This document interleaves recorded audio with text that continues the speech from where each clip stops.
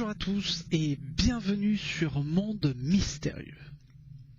Alors j'ai décidé de faire une petite vidéo concernant ce qui s'est passé hier dans la soirée, dans la nuit du 21. Donc la vidéo aura toujours un jour de retard puisque le temps de préparer la vidéo, de faire les recherches, de faire l'enregistrement, ça demande toujours un jour de retard, donc je peux pas aller plus vite. Ce qui est sûr, c'est que encore une fois, ces événements regroupent d'autres événements que je voulais vous faire part et que vous allez voir que c'est assez impressionnant.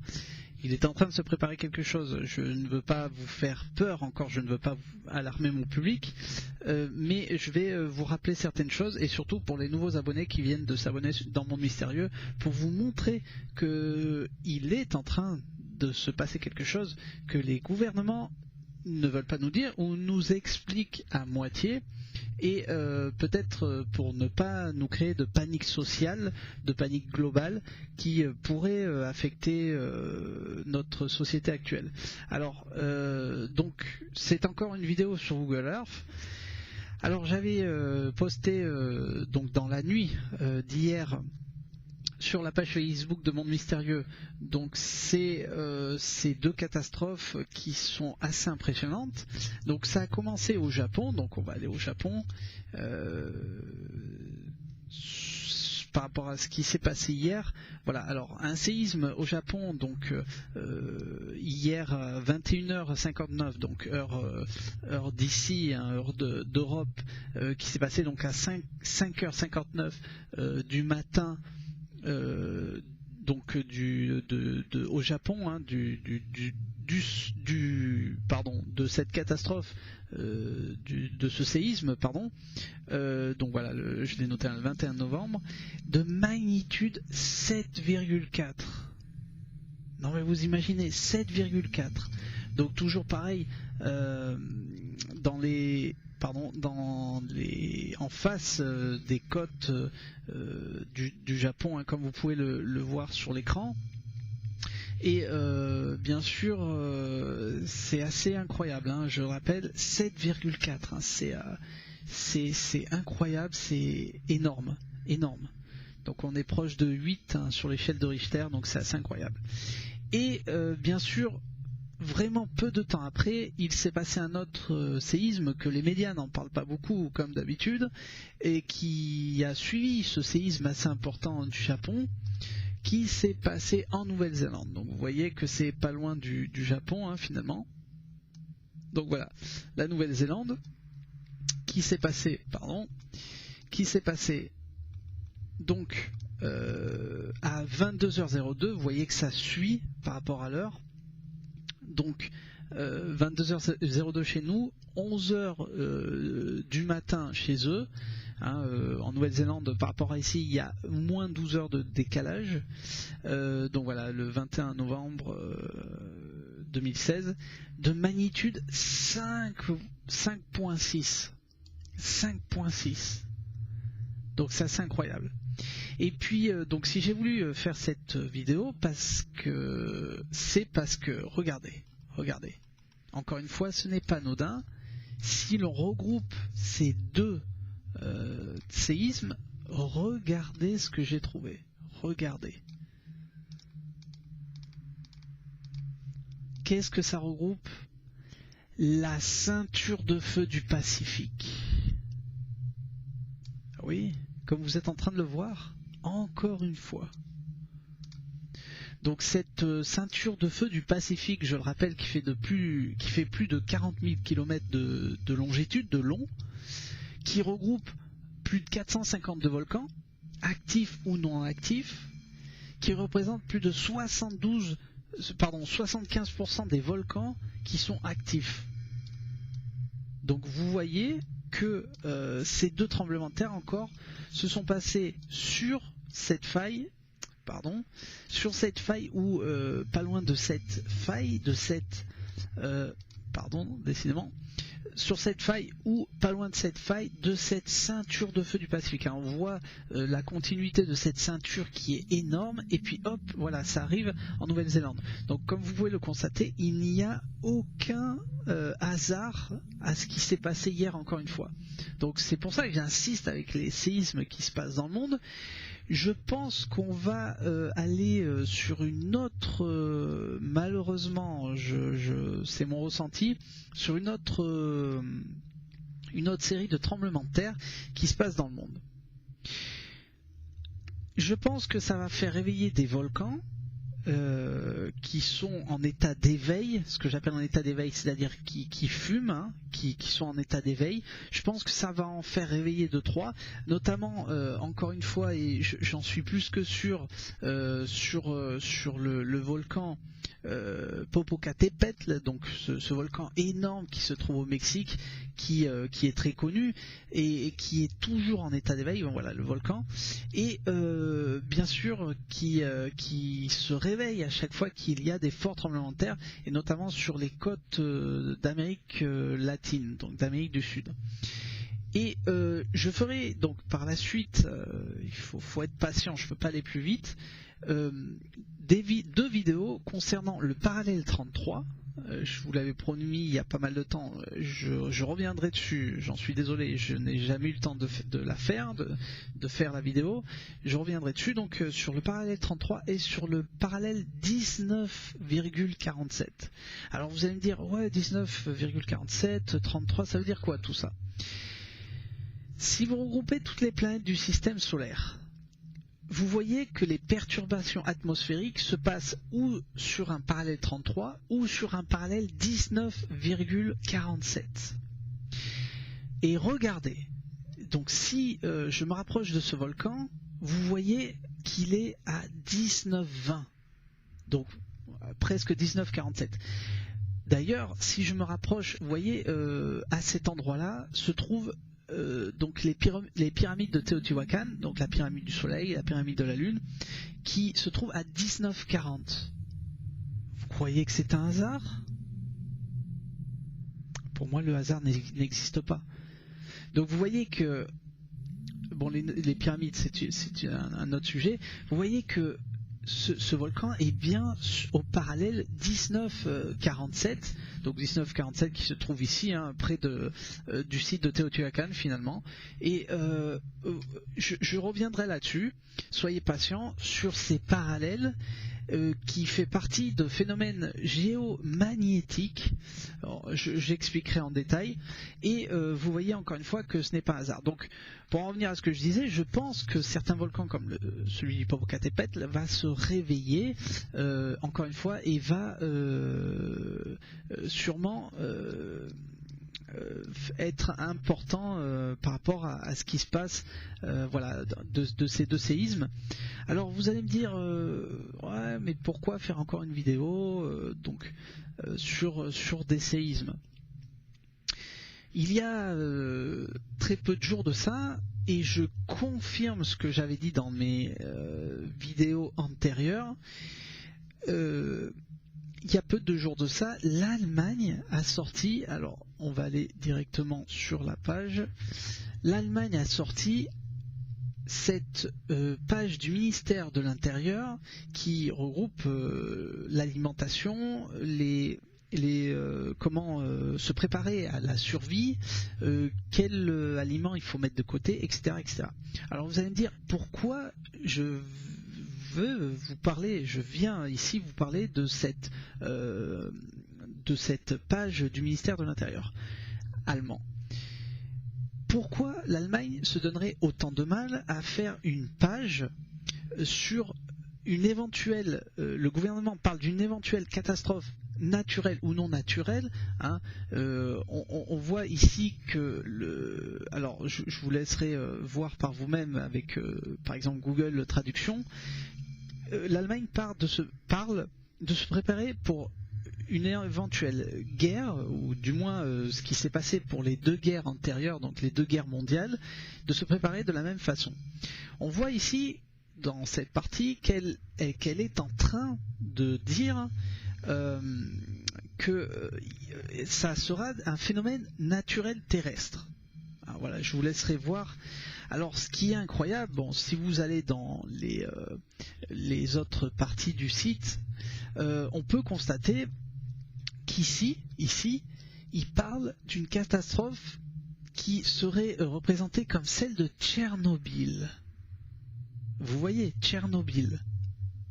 Pourquoi le gouvernement allemand insiste là-dessus? Alors apparemment le gouvernement, bon, il y a une section questions-réponses, hein, comme vous pouvez le constater, foire aux questions. Apparemment le gouvernement donc allemand explique qu'il n'y a pas à s'inquiéter, qu'ils ont les réserves adéquates pour leur population. Et bon, si vous êtes vraiment curieux de tout voir, de tout savoir, je vous laisse voir par vous-même sur Google Traduction, hein. Je vous donne Google Traduction ou autre chose si vous avez d'autres idées pour traduire tout ce que cette page dit. Mais la page est complète et complexe, et je me pose des questions. Pourquoi le ministère de l'Intérieur du gouvernement allemand insiste et met en ligne une page internet aussi complexe sur la survie d'une éventuelle catastrophe? Parce que là eux-mêmes parlent d'une catastrophe. Si je vais par exemple ils ont même sorti un bouquin, donc je vais sur cette partie toujours pareil de ce site, et voyez ce livre qui s'appelle Katastrophen. Donc apparemment un livre qui parle de ces... apparemment ce livre explique qu'il s'agirait donc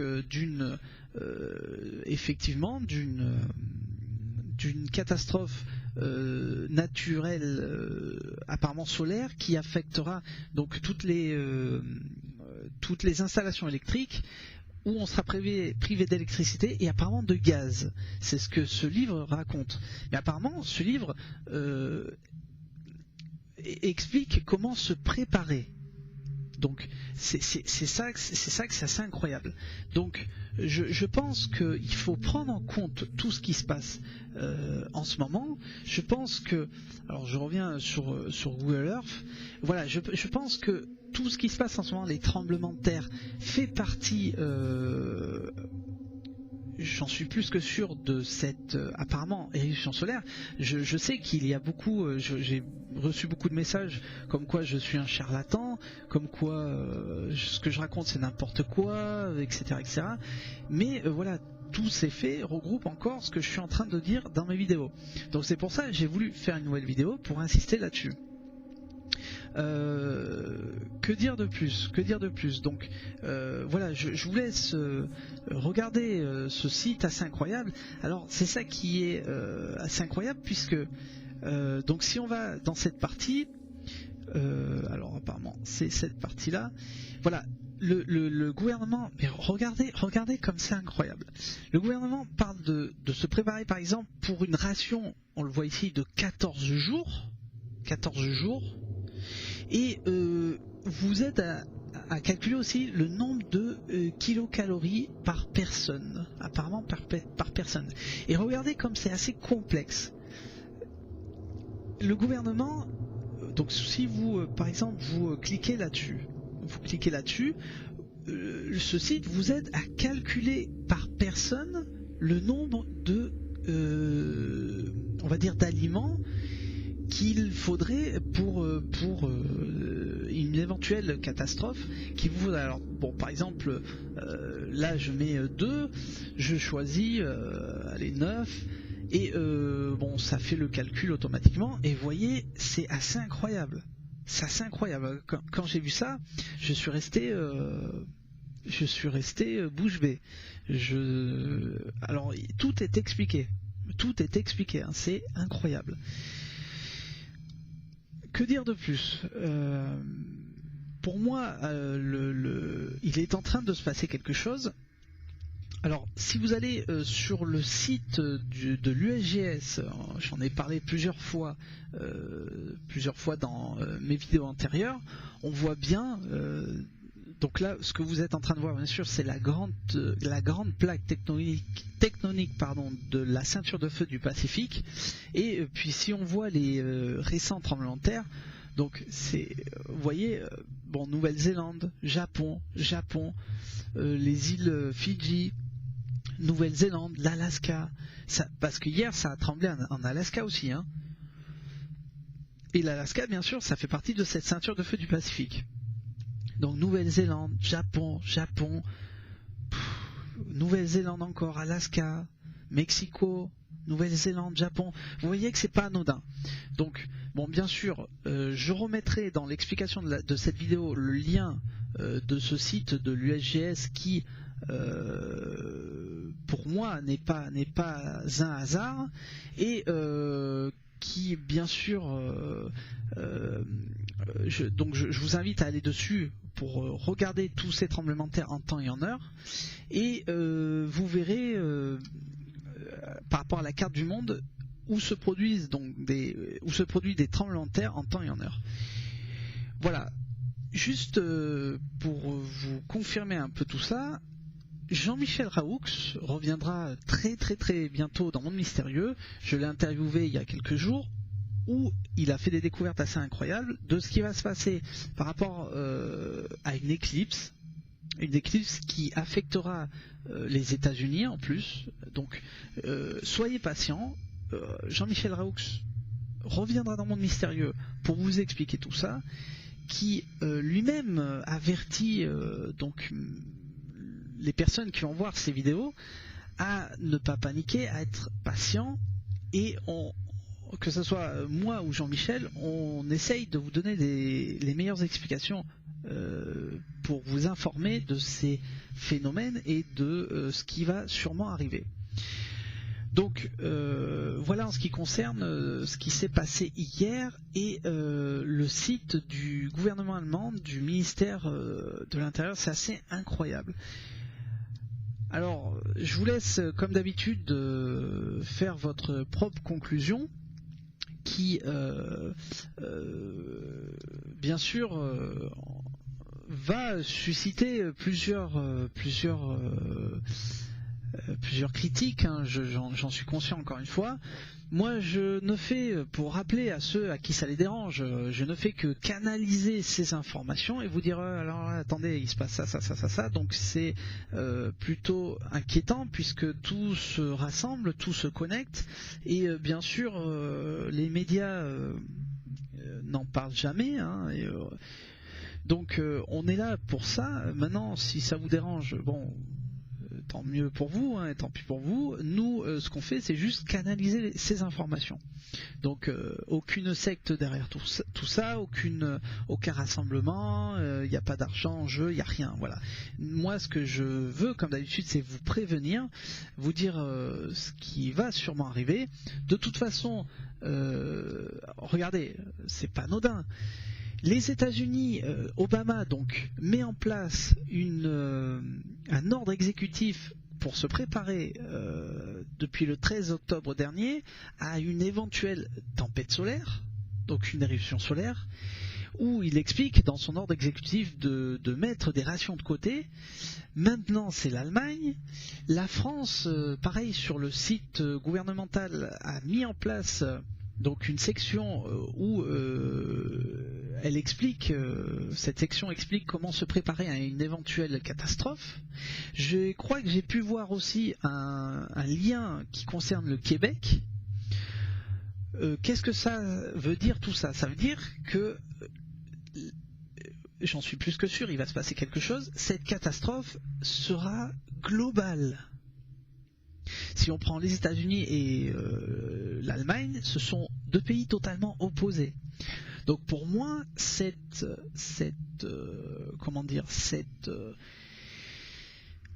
catastrophe, cette éventuelle catastrophe qui va arriver, sera globale. Et j'en suis plus que sûr. Et je suis plus que sûr que les gouvernements ne nous disent pas tout. Pourquoi ils ne nous disent pas tout? Parce qu'ils veulent éviter une panique sociale, une panique globale. à prendre ou à laisser. Comme d'habitude, je vous laisse votre propre arbitre, votre propre choix, votre propre décision. Maintenant, voilà, ces faits sont encore là. Hein. Ce qui s'est passé hier, vous voyez que ça regroupe cette ceinture de feu du Pacifique qui est énorme, hein, qui fait plus de 40 000 km de long. Voilà, donc je pense qu'il va y avoir encore d'autres tremblements de terre, à mon ressenti, sur cette ceinture de feu du Pacifique, et certains volcans qui se trouvent sur cette ceinture de feu du Pacifique va encore une fois se réveiller. Alors voilà, juste pour terminer, une autre info qui n'était pas prévue, mais finalement je voulais vous en parler. Voilà, je vous emmène en Antarctique, qui apparemment, les pyramides en Antarctique se confirment. Donc voilà, je vous montre avec les images de Google Earth cette ou ces fameuses pyramides qui se trouvent. Alors vous voyez que Google Earth malheureusement cache certaines choses, hein, mettent des patchs, cache, brouille, floute, et on a la chance de voir ces deux pyramides qui se trouvent en Antarctique. Alors ce qui est assez incroyable, donc, quand vous vous rapprochez de cette pyramide, je pense que c'est la plus grande, qu'ils appellent, encore une fois c'est pas anodin, qu'ils appellent la pyramide du soleil, je pense par sa grandeur, comme en Bosnie, comme au Mexique, à Teotihuacan, où on peut même distinguer, je sais pas si c'est ça, cette structure géométrique qui regrouperait apparemment les équinoxes qui par rapport à la lumière du soleil. Enfin bon, je ne vais pas rentrer dans les détails maintenant, mais apparemment, je sais, comme vous pouvez le constater, elle aurait la même géométrie. Voilà, que la pyramide de Gizeh, hein, c'est ça que je voulais en venir dessus. Donc voilà, petite info que je voulais vous rajouter sur ça. On peut voir donc ces deux pyramides en Antarctique qui ont été localisées. Merci à Google Earth, merci à certaines personnes sur des forums qui ont pu trouver en cherchant. Donc voilà, on voit cette partie qui est complètement floutée, hein, ce qui est dommage que Google Earth finalement patch, floute, cache certaines zones, certains endroits. Mais bon, finalement on a pu localiser ces pyramides qui sont apparemment ici. Voilà, donc je voulais rajouter cette petite info de dernière minute. Voilà, en tout cas, je vous remercie d'avoir vu cette nouvelle vidéo, comme d'habitude. Et je vous remercie à continuer à être nombreux sur Monde Mystérieux, où on essaye par tous les moyens de vous donner des informations, des informations en temps et en heure, qui souvent n'est pas facile. On a tous une vie à côté, mais on essaye de gérer comme on peut. En tout cas, je vous remercie d'avoir vu cette nouvelle vidéo et je vous dis à très bientôt depuis Monde Mystérieux. Le monde du mystère ne demande qu'à être dévoilé, qu'à être connu et ne dépend que de vous. Merci à tous, à bientôt sur Monde Mystérieux. À bientôt.